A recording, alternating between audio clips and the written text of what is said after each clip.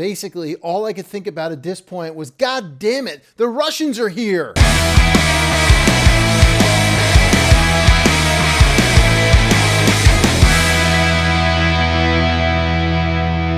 All right, what's happening, Roadies? Welcome back to yet another fantastic story out of the book, Hell on Wheels, a Stories Compilation.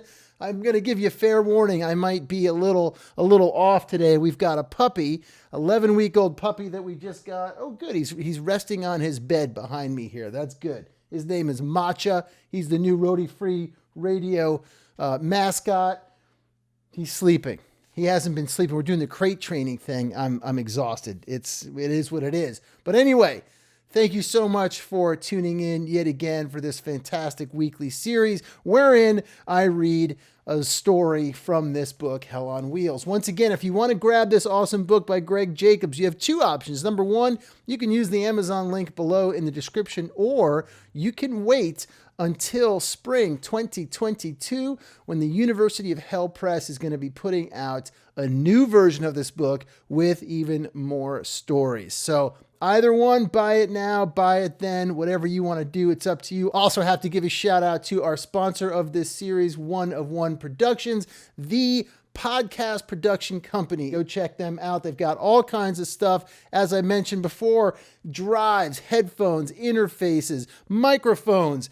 The beautiful Lewitt LCT440 Pure that I am using right now has been a beautiful mic, to say the least. I'm super excited that they sent it along for me to try out, and I hope it's bringing you fantastic sounding audio on your end as well. So big shout out to them. Use the code ROADIEFREE when you check out over at oneofoneproductions.com.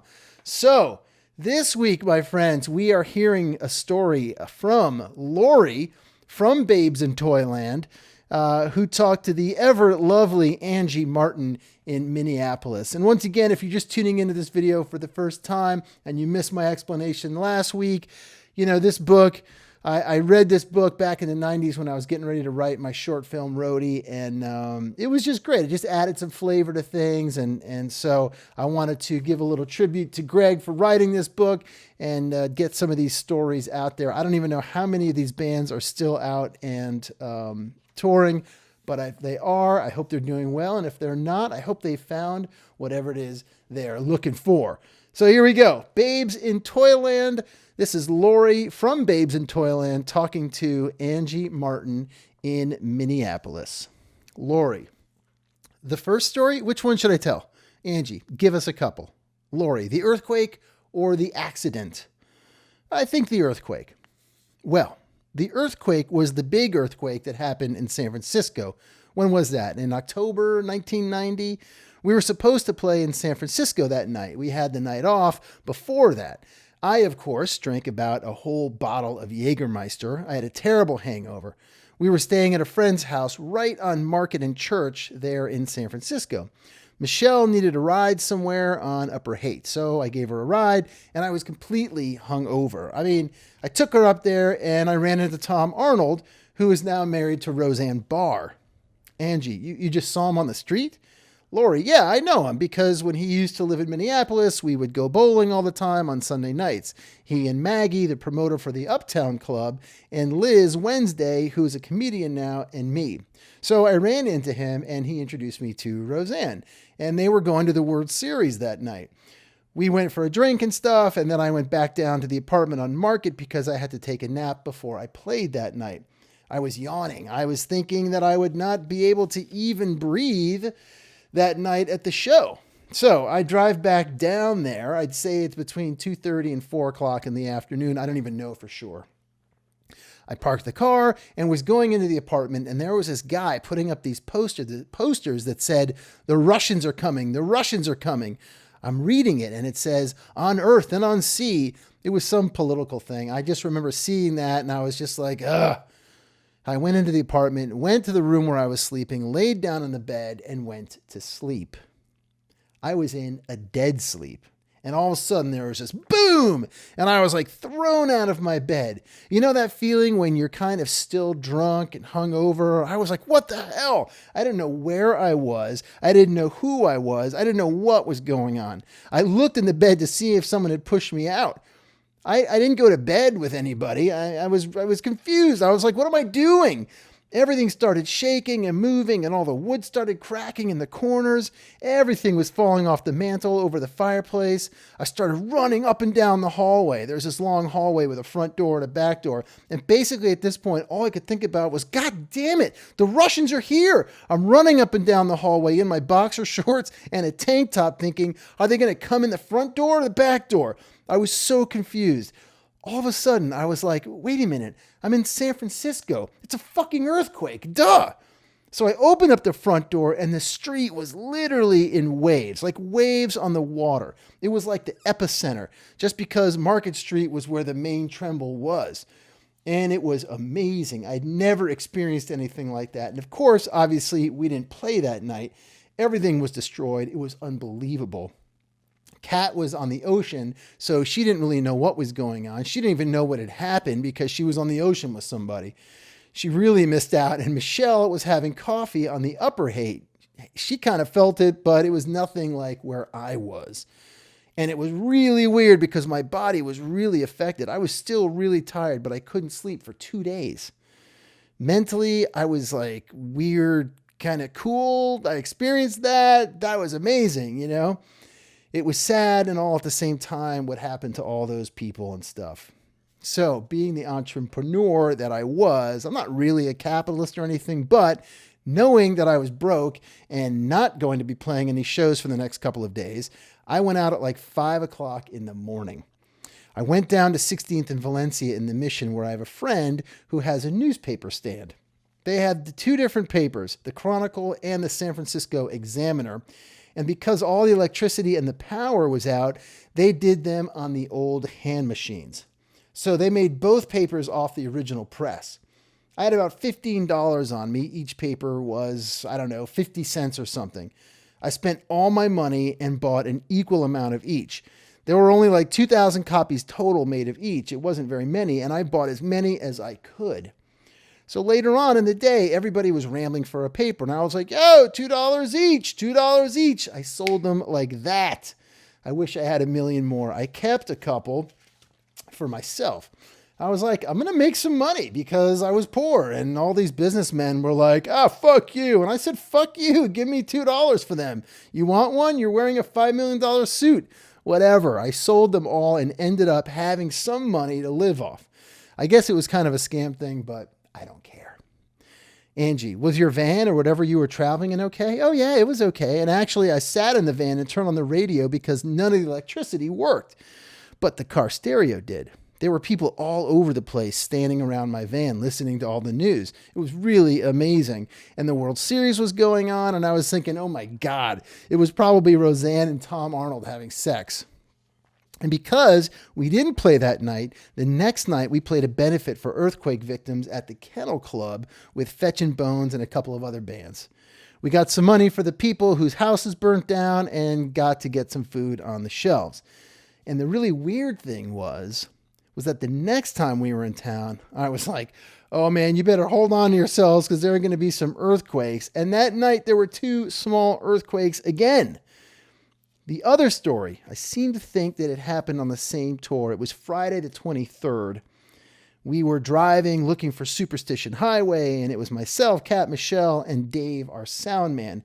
I was driving, Kat was in the passenger seat, Michelle was sleeping on the loft, and Dave was asleep on the floor. We had beanbags down there. We are in Arizona looking for Superstition Highway in Phoenix. I'm driving along thinking about how we've been completely ripped off. Our van completely cleaned out in New York. We've been in hurricanes, earthquakes, tornadoes in Kansas. We had to stay in because there were tornadoes all over the place and our car had broken down. The thing that I was thinking about was my friend is Robert Williams, the artist. He's pretty cool.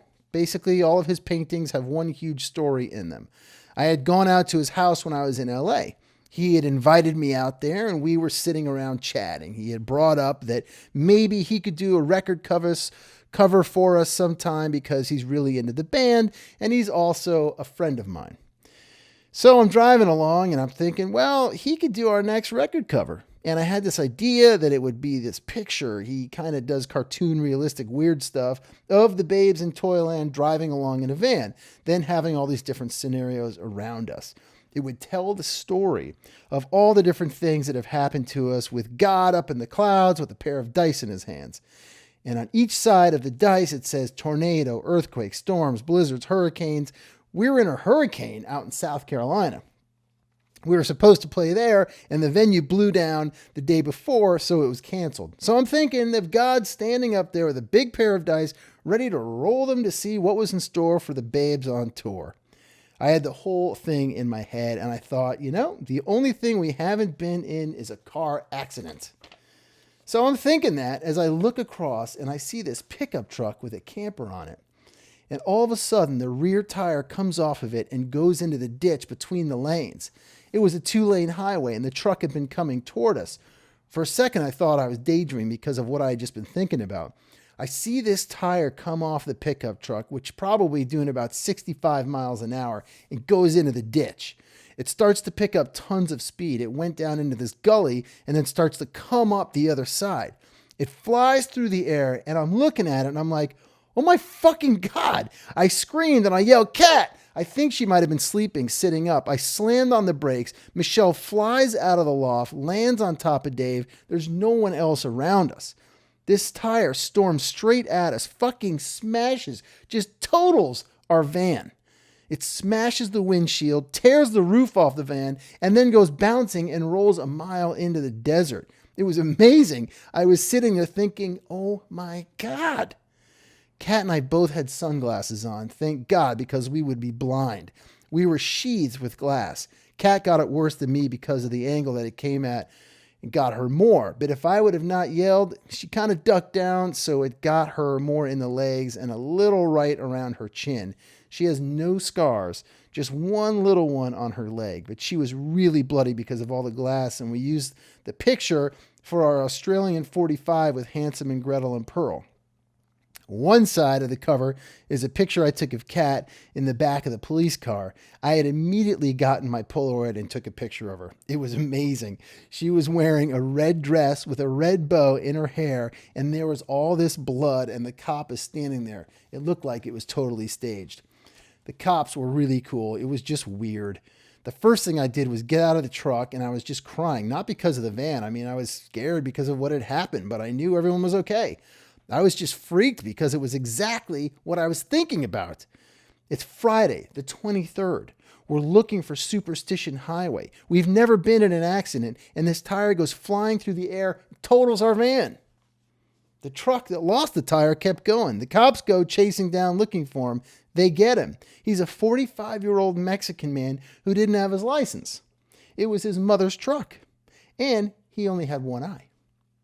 Yes, he only had one eye. The other socket was completely empty, and he didn't wear a patch or an eye patch or anything. He was a one-eyed Mexican that lived with his mom, and he just kept driving.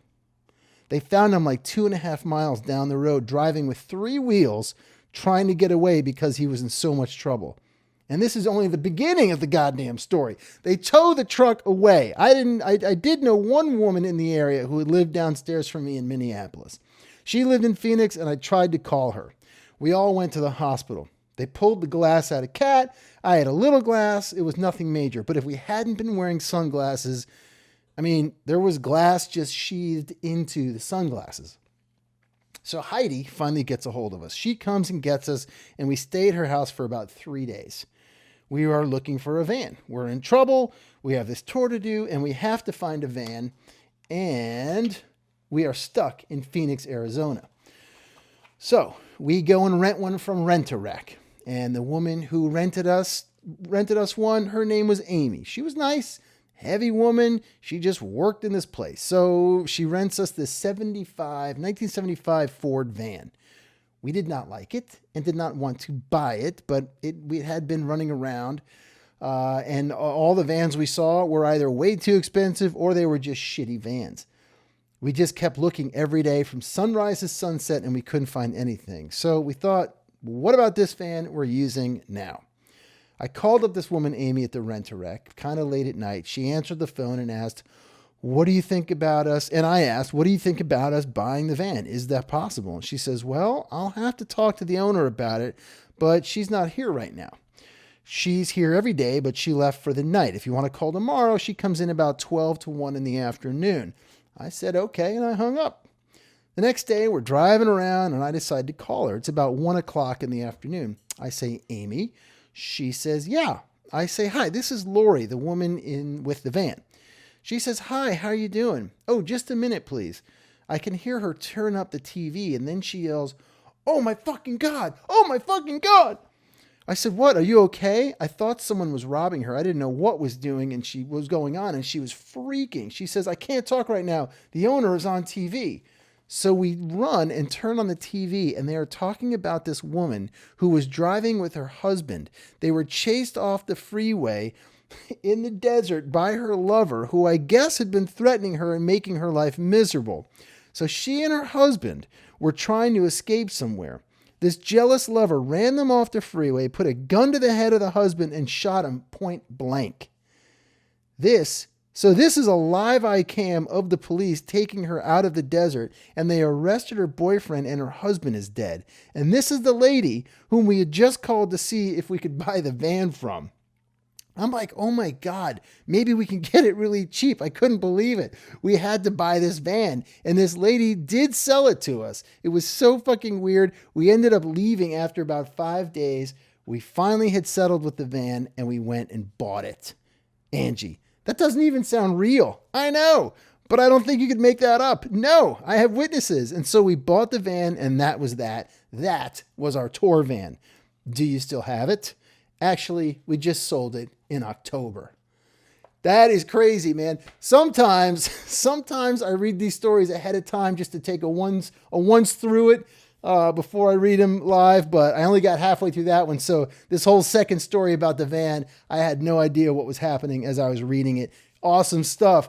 Dude, Hell on Wheels, I'm telling you, these are great stories. Hell on Wheels by Greg Jacobs. Find yourself a copy if you want, or wait till spring 2022. So listen, if you guys want to support roadies out there on the road, head over to roadiefreeradio.com. We've got stickers, buttons, keychains. A portion of the proceeds goes to musiccares.org or roadiecare.com to help out some crew members out there that are in need right now. Thank you guys so much for listening this week. Stay tuned next week. I'll tell you what story's coming up. We've got Big Drill Car coming up next week. Hope you enjoy this series. Hit the like button if you do. Leave me a comment. I'd love to hear from you. Thank you to One-on-One Productions for sponsoring today's video. I'll see you guys next week. Until then, stay safe, stay healthy, and I'll see you down the road.